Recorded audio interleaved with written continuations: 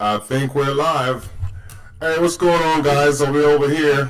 Um, we got some few questions that you know I got Billy over here going to ask me about the moving business. You ready to make it happen, Billy? Yeah, but I kind of want to take a little different approach tonight. All right, I want to ask some funny and humorous questions. all right, make it happen. Let's see what you got. Okay, if you had $1 for every time someone said, be careful with that, how rich would you be? Uh, I wouldn't be that rich because honestly, man,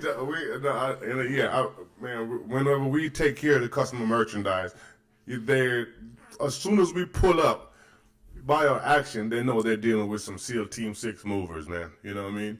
They got the professional. But honestly, I've heard it a couple of times before. You know, I heard it a couple of times before, but it's nothing that would make me rich if I'm supposed to get paid $1 for every time a customer say that shit. You know what I'm saying? So yeah, but yeah, man, go ahead. Oh shoot, yeah. Okay, so on a scale from 1 to call my chiropractor, how bad was it moving up the third floor with no elevator with a sleeper sofa? Oh shoot, man. Doing it is not as bad when you know what you're doing. Not saying it's not bad, but when you know what you're doing, it's probably like a 4 or 5. When you don't know what you're doing, it's like a 9, 10. You know, yeah. So it's always good to know what you're doing. You know.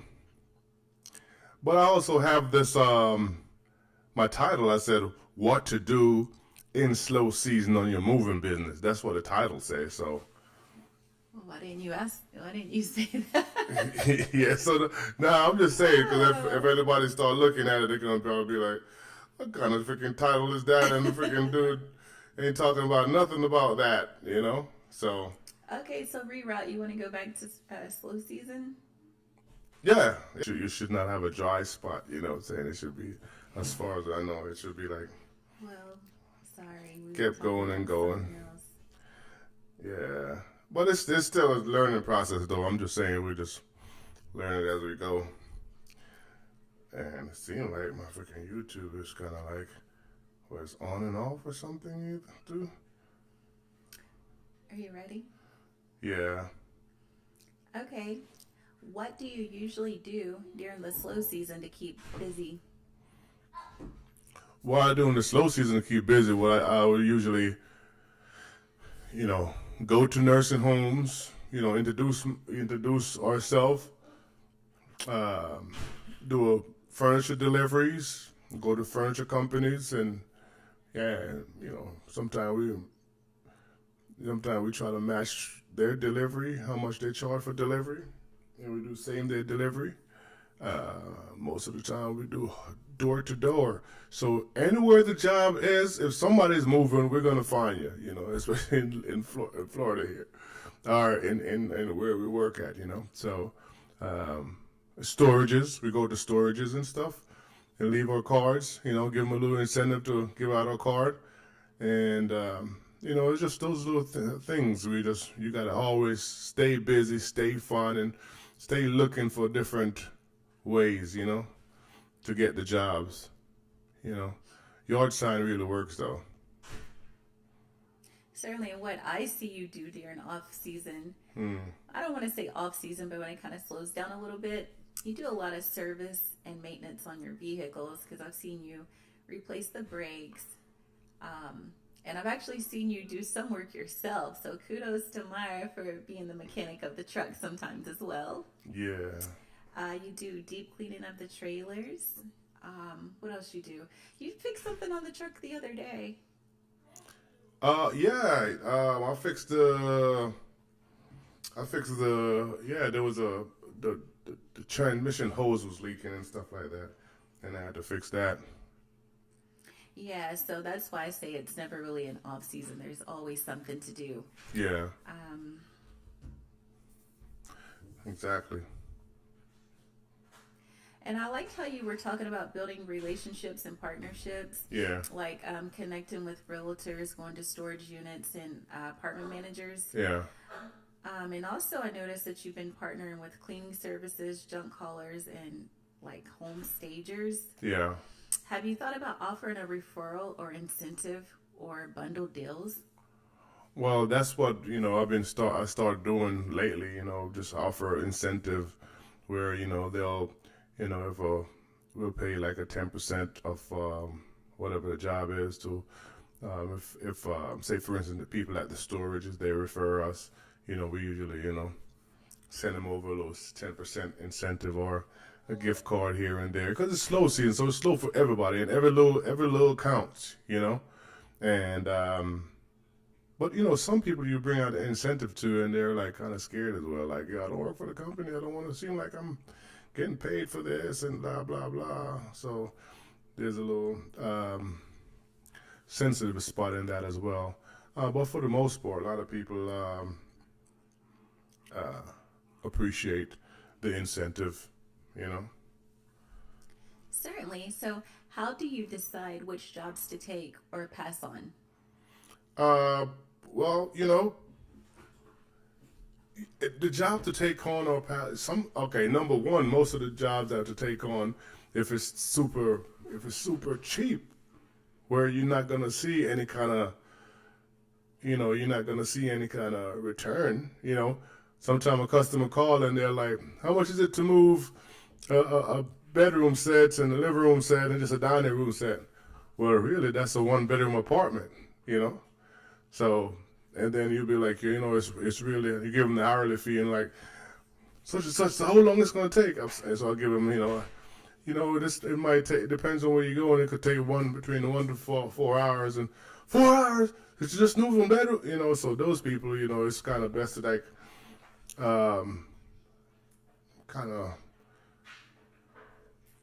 not really stay away from, because, but give him the price, and if either they go with the price, or he just easily tell him, yeah, just give them the price, and if they go with it, they go with it. If they don't, they don't. But just still be nice as well. What about? The dogs made a big mess outside. Okay, Papa, It's still the dog food. Okay, got you. Well, I'm doing a YouTube live and stuff, right? So. You make sure you're kind of quiet out there and make sure you take care of the dogs and stuff like that. And that's your responsibility. You better go sweep up that dog food out there, brother. Okay. Because you're out there playing with them all the time. All right? Mm-hmm. Love you, man. You smell like dog. Oof. Yeah. Yeah. That's my little chicken bone there. Where's the blue? The broom is upstairs, player. Okay. No. No. The broom is outside. Use that broom outside, so. Yeah, guys. So this is kind of a different situation here. It's just a move for that. You got your family at home and stuff. So that's where we at. But what you got? What you got going? What else you got? So, the next is somewhat of a two-part question. Yeah. How do you decide what to charge for a job? Do you go by time, size, distance, and do the rates fluctuate certain times of the year when it's what they call off season and then on during season? Yeah, it's definitely fluctuate at certain times. A lot of costs coming in, so obviously your price go up. But in slow season, it's when it's slow everywhere. So even the people that actually working for someone, or even the person that people have business, their business is slow. So I mean, obviously you got to take the price down a little bit, And I didn't get you. I didn't hear the full question. I didn't say the full question again. Well, I was asking, do the prices fluctuate? And you kind of answer that question. Yeah. I'm saying, how do you decide what to charge for a job? Do you go by the time it takes, the size of the move? Do you go flat rates? Do you charge hourly by the distance, or how do you do pricing? Okay, yeah. Cause that's the one I was actually forgot that you asked, but I remember. Yeah. So it just depends on the area as well. Some jobs,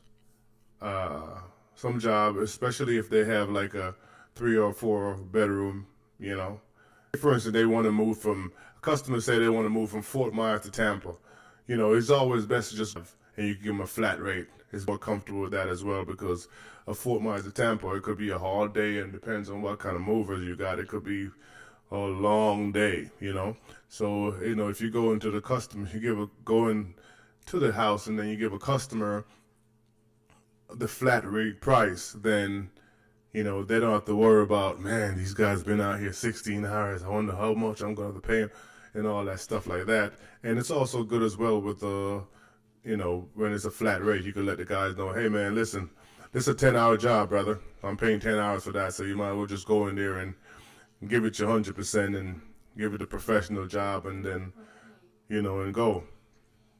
So it just depends. The answer just depends. Some jobs, if it's a small amount of stuff, all right, like for instance, I do nursing home, and some of the nursing home is just best to just go with the one, just go with the hourly fee. And but then you got some big mansions, you have to hit them with that flat rate.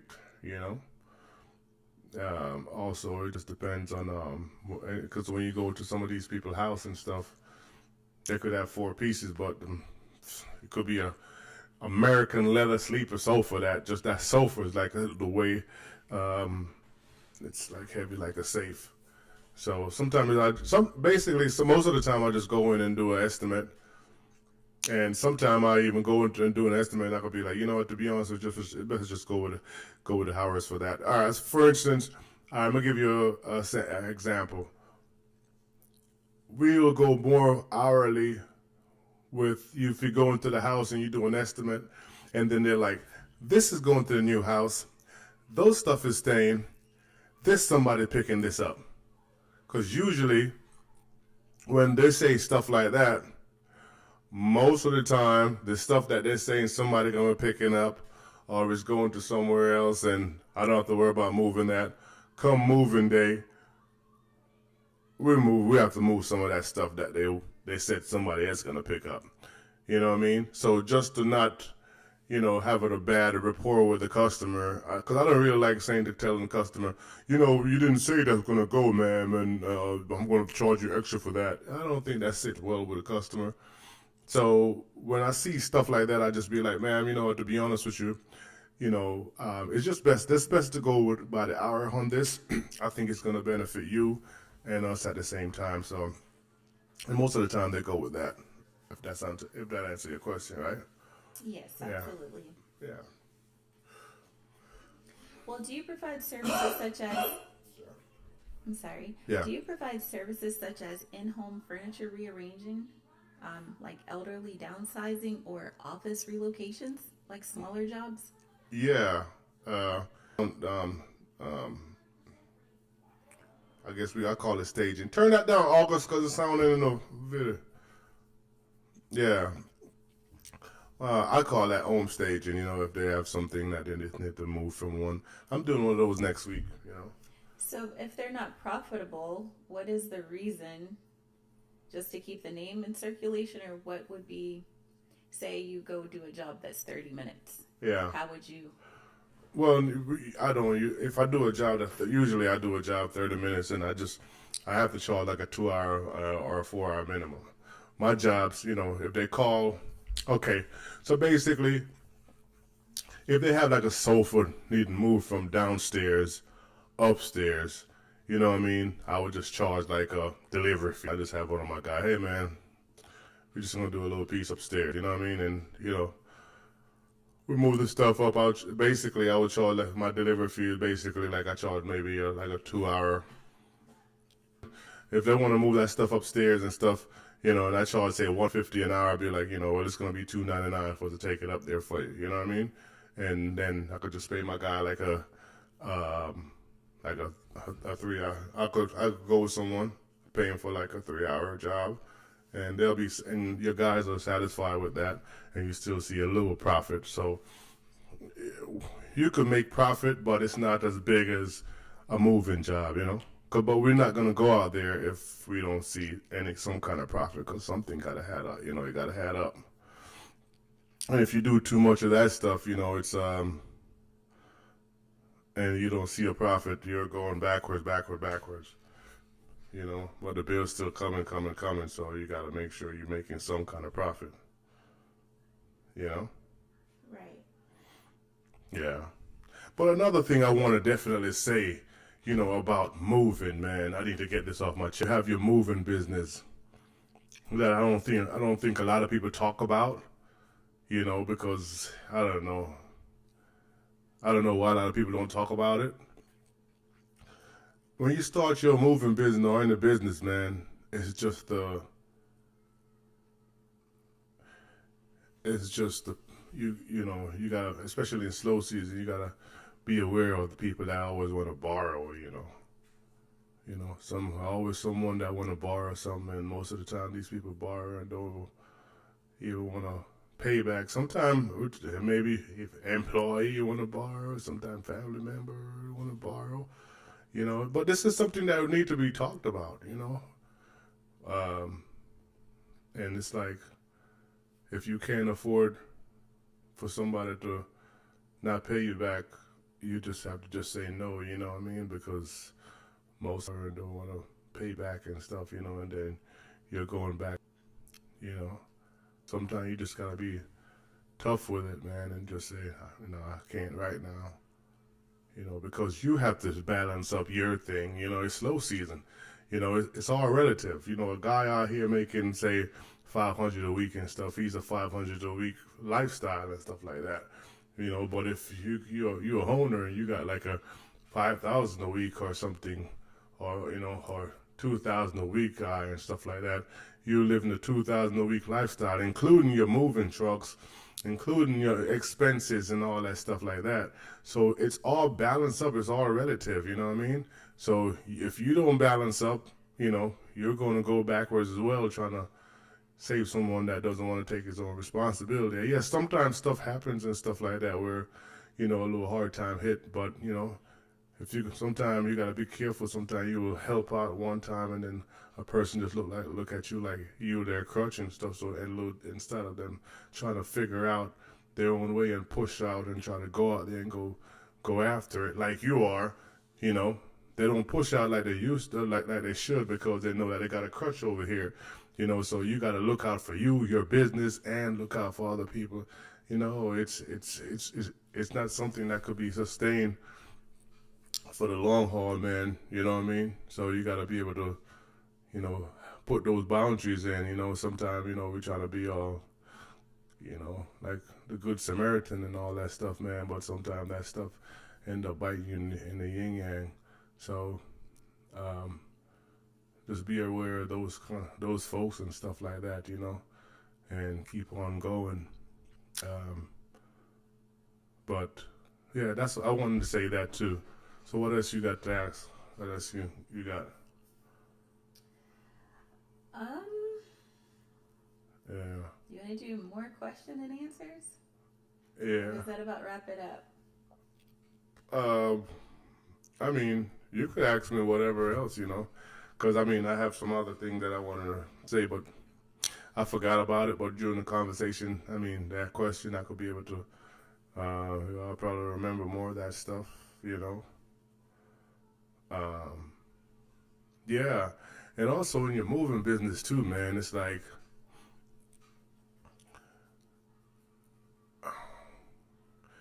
I see why a lot of people and stuff, man. They've tried to start and it doesn't work because, you know, while growing your moving business, it's like while I grew my moving business, I realized this, man, that it's a lot of stuff. I mean, I make it look easy because this is, you know, that's why I'm saying if you love doing something, if you're doing something and you like doing it, I would say don't get into something if you don't like doing it, man. Because to keep it afloat, you have to really love the shit. That gotta be your lifestyle.